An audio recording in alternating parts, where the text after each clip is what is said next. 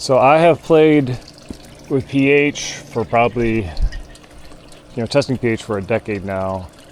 When I had the brewery, I did all sorts of fancy meters, and there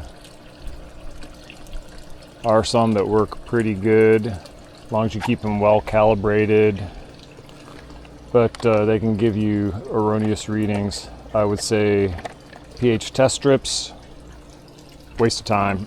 Really, the most accurate, consistent way to do pH is what I'm doing right here, using a test kit like the API.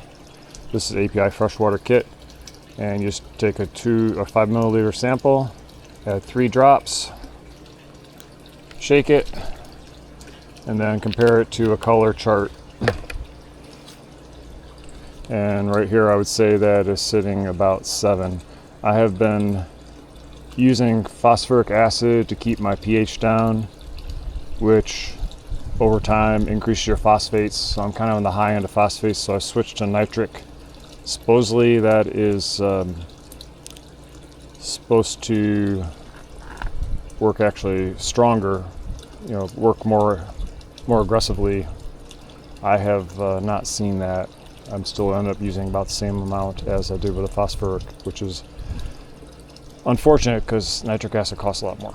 So yeah, I would say I'm at about 7. Ideally, I would like to be down at 6, 8. So this is, I would say, 7. I want to be at 6, 8. So I need to add acid today.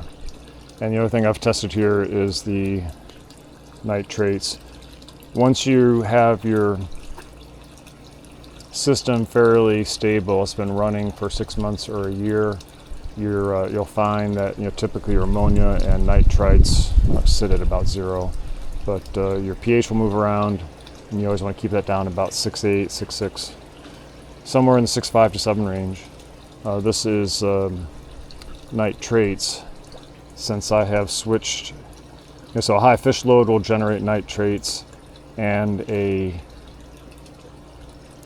you start using nitric acid, when that is consumed to lower the pH, it will generate nitrates as well. So I should be seeing my nitrates go up. I'm certainly in the safe range. I would say 20, maybe moving up to 30. You can go all the way to 100, and it won't harm your fish and your plants. So the more nitrates, the faster your plants grow.